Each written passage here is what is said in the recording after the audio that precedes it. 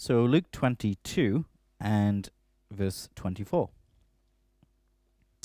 Now, there was also a dispute among them as to which of them should be considered the greatest. And he said to them, "The kings of the Gentiles exercise lordship over them, and those who exercise authority over them are called benefactors. But not so among you. On the contrary, he who is greatest among you, let him be as the younger, and he who governs as he who serves. For who is greater, he who sits at the table or he who serves? Is it not he who sits at the table? And yet I am among you as the one who serves. But you are those who have continued with me in my trials. And I bestow upon you a kingdom, just as my Father bestowed one upon me.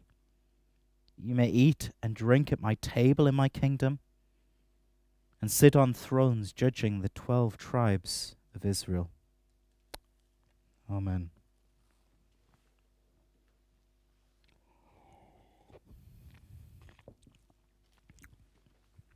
So, our Christianity can devolve at times to its lowest form of life. And we tell ourselves, well, I've not apostatized yet. I'm just about hanging on. I'm still confessing sin. And sometimes that's enough, and sometimes it's like that. But the Lord wants so much more from us. Not mere survival, but he wants us to be truly great. That's what the Lord wants. He wants you to be truly great. So here are the disciples, tragically, hideously arguing about which of them is the greatest in verse 24. And you might expect Jesus here to dismiss the idea of greatness out of hand. Forget about greatness, but he doesn't. Instead, what he does is he says, let me show you what true greatness is. He says, I define greatness, and indeed, my beloved, I want you to be truly great. I want you to be as I am. So we might ask the question first, what does it mean to be great? Well, certainly it's not whatever is going on with the disciples in verse 24. Greatness is not found in comparison and in competition.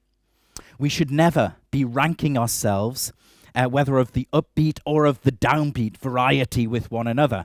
The upbeat variety, as you know, is like, hey, aren't I just kind of like the hardest working amongst us? Aren't I the cleverest? Aren't I the greatest prayer? Aren't I the most personable? Aren't I the funniest here? But the downbeat variety is like, aren't I just the biggest loser amongst the congregation? I could never be like the other people. And you understand that the problem in both cases is the same root. It's a fixation on the self.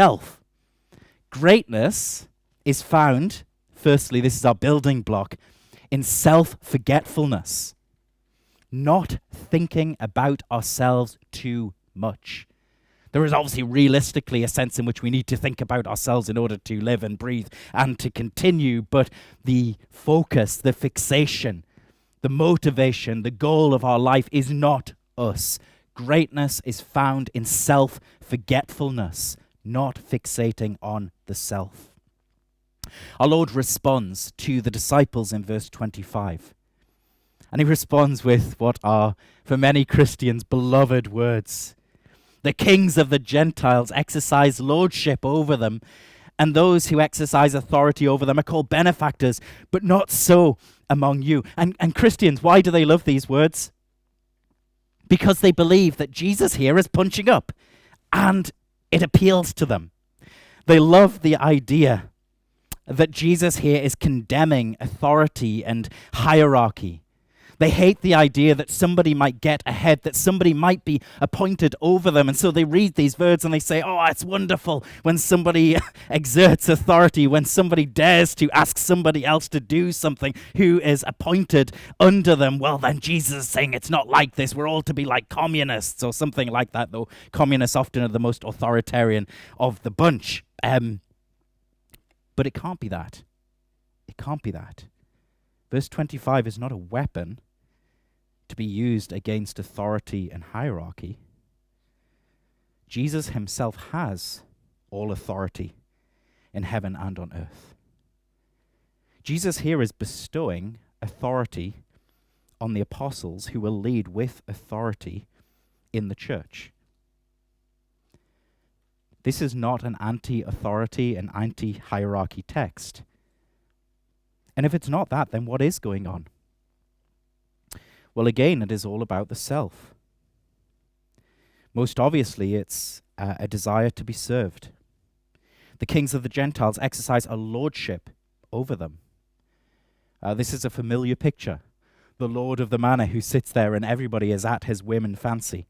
And that comes out in the Lord's questioning in verse 27. Who is greater, he who sits at the table or he who serves? Is it not he who sits at the table? There are people who believe that the world is there to serve them. And this is natural. Like, it's hard for us to escape because we view the world through the lens of our own eyes, with our own heart, and we walk this life with our own feet.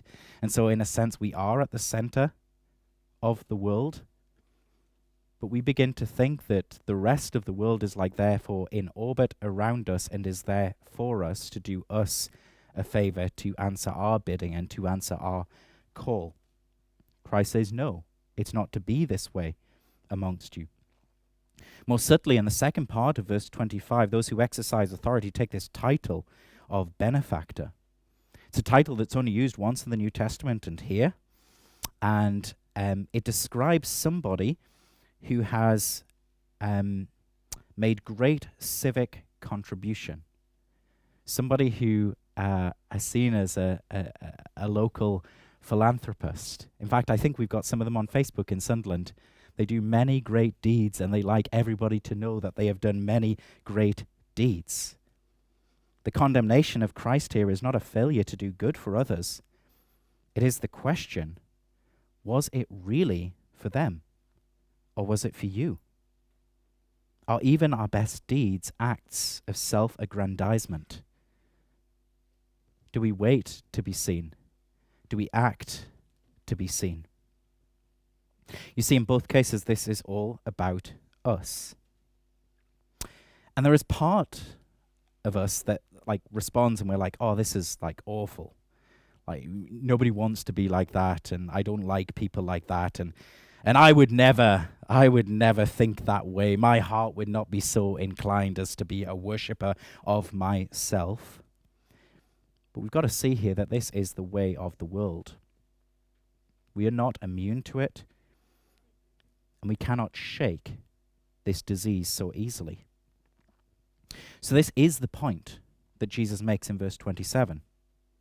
He asks the disciples, "For who is greater, he who sits at the table or he who serves? Is it not he who sits at the table?" You see what Jesus is saying to them? Is this not the way of the world? Which is it, honestly? When you look out and you see one man sitting and others standing around serving that man, who is the greatest? Do we not all say it is the one who sits?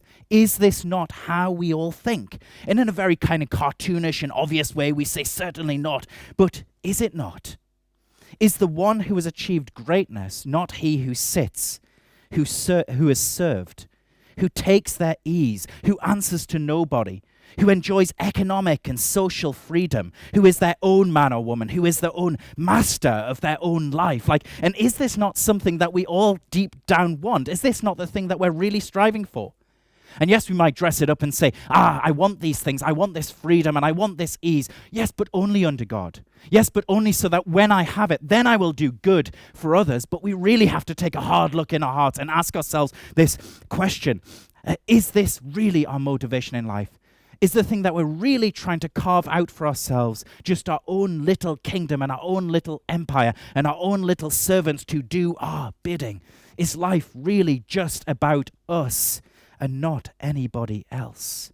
In fact, do we take the pretense of it being about other people and use even that to serve ourselves? And yet Jesus has reordered the perverse distortion of reality. Who is the greatest? Is it not he who sits at the table? Yep. And yet, I am the one who serves. Yet here I am serving you. I'm the Lord. I'm the one through whom all things have come about. I'm the one who has authority over demons and sickness. I'm the one who will rise from the grave, and yet here I am serving you. Is the Lord's whole ministry not summed up at the table that we have just been to? Here I take my body and I give it for you, and I pour out my life for your cleansing and for your consecration to God. Does Jesus, the eternal Son, not come down from the courts of glory and make himself a servant and slave? Does he not live for others? Does he not live for the Father? He does. None of Jesus' life is for himself. That's the emphasis throughout. It's for the Father's glory, and it is for the people's good. He takes everything he is and he pours it out as an offering to God, and he pours it out in service of fallen man, even his own enemies, even those who would condemn him and put him upon the cross. And this is really important to see. It doesn't mean that Jesus didn't hold office and exercise authority. He was the Messiah, and he did have authority. It's not that he didn't dignify his office by conducting himself as he should for the office that God had bestowed upon him. It's not that he doesn't have a name. And it's not that Jesus doesn't apply himself to hard work and to take in every opportunity to do great things and to be great amongst man. He does all of that. The difference is he does it not for himself, but he does it for the Father, for the genuine good of others. And this is true greatness. To be everything that people need you to be, for them and for the Lord. To be everything that people need you to be, for them and for the Lord. Verse 25 again, the kings of the Gentiles exercise lordship over them, and those who exercise authority over them are called benefactors, but not so among you. On the contrary, he who is greatest among you, let him be as the younger, and he who governs as he who serves. But do you see what Jesus is saying? I still need great Christians. The greatest amongst you. I want you to be great. I want you to strive to be as I am, but then behave like the youngest amongst them. I need people to take up authority. I need people to take on these high callings and the responsibilities that I am going to bestow upon them. But then I want you to use that authority to serve others, not to serve yourself, to serve God. True greatness is striving to be everything people need you to be, by God's grace, for them and for the Lord. So then we ask the question, is this really who you are? And by this, I appeal to us in our weakness and infirmity, in our falling short. Is this really who you are? As you look at your life just now, can you say that my life is one of forgetting myself and of striving for excellence, though it costs me, that I would do good to others and glorify my Father in heaven? And yet this is what Jesus has called you to greatness. In Luke's arrangement of the material, we can pull this into our sacramental theology so that we get it not just when I'm preaching here this morning, but every time we come to the table. In the table, there is a call to greatness. In the table, we see the greatness of the Lord Jesus Christ, who broke his body, who poured out his blood, and who is there calling us and is asking us the same question: are you striving to be everything people need you to be for them and for the Lord? And for some of you, you'll be well on the way. For some of you, you've taken the mind that God has given and the able body and the time that he gives you and the friendships and the connections, and you've used it to abound, and you have used it in the service of God, and you've used it in the service of others. Some of you will be achieving excellence, but at the same time you have made it about yourself. And some of you won't be achieving anything, and yet have somehow still made it about yourself. Wherever you are this morning, I want you to know this, that Jesus believes in you. Jesus believes in you. You might think too highly of yourself, but Jesus believes you can be the person he's called you to be. You might think very low of yourself, but Jesus believes you can be the person that he's called you to be. See, here are the disciples. Verse 24, they're squabbling, they're arguing shamefully. And yet Jesus responds in verse 28 to them. But you are those who have continued with me in my trials. What's he saying here? Well, sincerely, he's saying to the disciples, I've watched how you responded to my call. I saw how you left so much behind. I saw the risks you took with relationships. I saw the way that you labored alongside me. You hung on my words. Peter and John, I've just sent you out to prepare the Passover supper for us. Jesus is offering here to them a gracious and a loving assessment. You have continued with me in my trials. I know this about you. And at the same time, it is a gentle and it is a kindly rebuke. As he sees them now squabbling and competing with each other as to who is the greatest, their focus turned from the Lord, turned from one another, and turned inwards on themselves. What he is asking them in this verse 28 is this: is this really who you are? No, he's saying to his disciples, you are so much better than this. You were with me. You have made sacrifices. You have begun to carry my love within you. I know you're better than this. Don't give in to the flesh. Don't give in to the spirit of this age. Don't give in to the powers of darkness. And you might say, why is the Lord so optimistic? Well, we've said because he has seen fruit in the disciples, but also because he stands behind it. He is the one who has loved them. He is the one who is working for them to forgive their sins and to bring them into the life and into the power of God. He is the one who is showing them that there is a better way. He is the one, we'll see in the verses following, who is interceding for them. In other words, Jesus is everything we need him to be so that we can be everything that people need us to be. Not merely surviving, but becoming great for the other in the service of the other. And yes, we're going to get it wrong. Yes, we're going to fall into slumps. Yes, it's going to be a lifelong battle. But Jesus, looking out, I believe, on the congregation this morning, wants you to know that you are more than you are today. You are more than you have been this week. You are more than you have been these months. Just as he says to the disciples, but you have continued with me in my troubles. He says to us, is this really who you are? Are you not those who once were zealous for my name? Are you not those who once took your best efforts and your best of time and your best of energies and gave them to me for my body and my bride? Are you not those who were once caught up in my love? And for just a while you were removed from self-love. Like what has happened in your life that you have so fallen? But, says Jesus, I believe in you.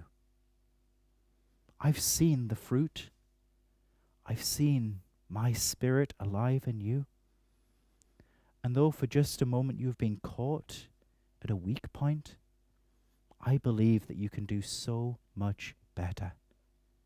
Not just surviving, but being truly great.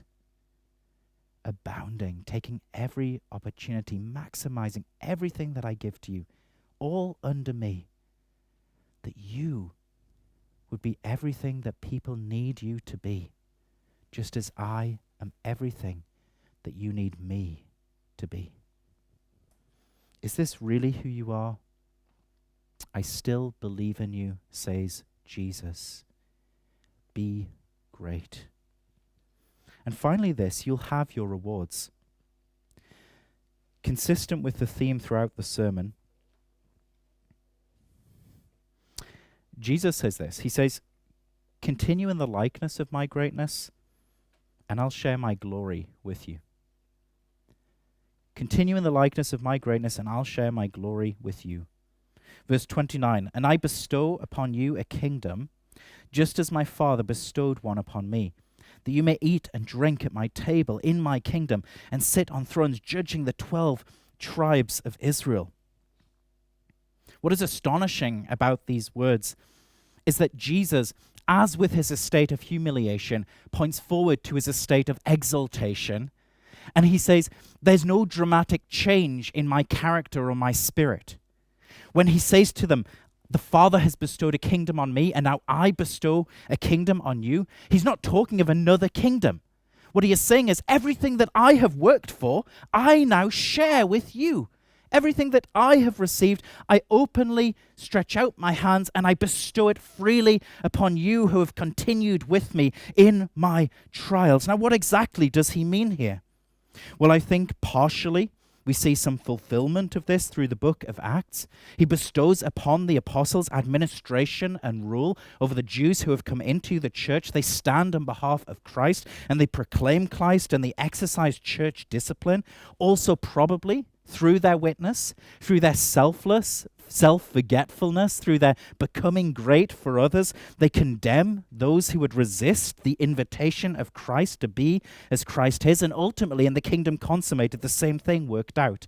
I don't know exactly how the apostles will be bestowed honors in the new heavens and the new earth, but I do believe they will be bestowed honors in the new heavens and the new earth. I believe that come the judgment day, one of the things that the Lord will do is people will stand before him and they will say, Lord, did you not see the kind of cards you dealt me? Did you not see the kind of life I had, the start I had in life, the things that were set against me? Here is the reason that I have not responded, that I have not risen to greatness.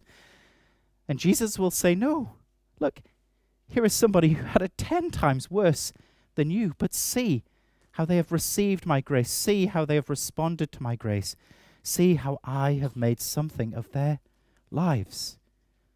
Our lives will convict. The lives of the people around us are to convict the lives of the people around us. We might ask ourselves in passing, do our lives convict the world of anything? They are supposed to. But the point really is this.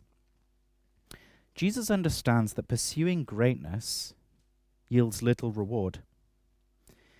It yields little thanks, it yields little advantage.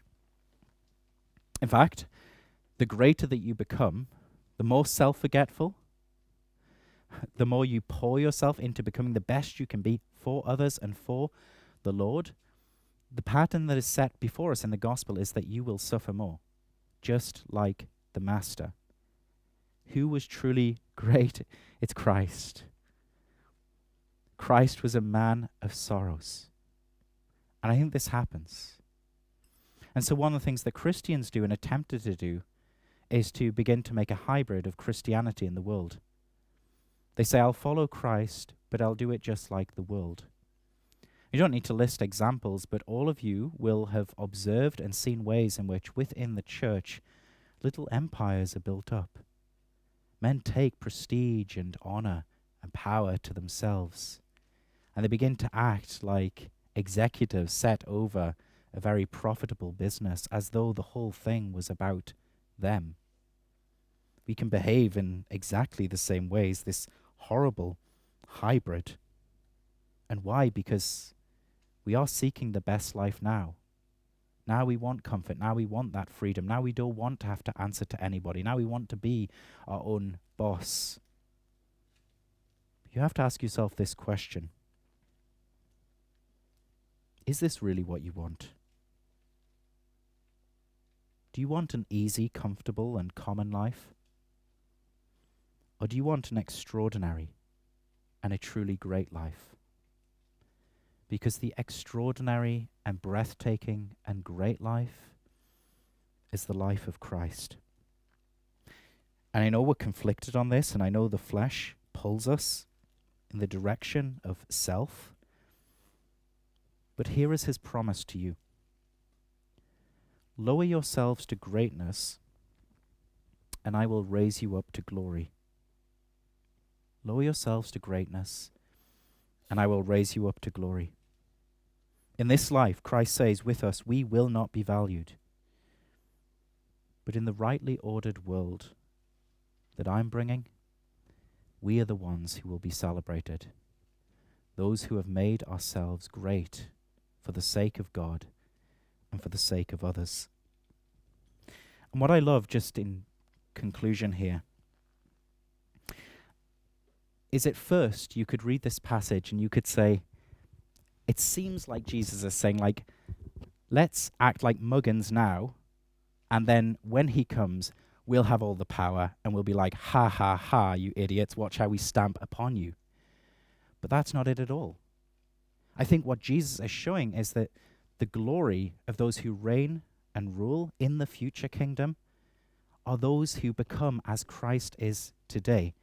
That is, that the character of that future kingdom is the character of Christ. And it's just that you see here. The Father has bestowed a kingdom on me. But Jesus doesn't say, mine. Jesus says, ours. Not mine, ours. This is the character and the beauty of the new heavens and new earth. Yes, he may have hierarchy. He may have structure to the new heavens and new earth and authorities. But those who are most exalted will be those who are most open, who have freely received and freely gave, who are the broadest and the freest vessels of the glories of God. And we all, to some degree, will be like that. A world where we, like Christ, take everything that he has made us to be, and we don't say mine, we say ours. So this is the world that is set before us, and Christ called to us. As we come to the table now, just continue to hear his voice, to see his work in the bread broken as the wine outpoured, but to hear that question. Are you striving to be everything people need you to be for them and for the Lord? This is what we are called to, true greatness. Amen.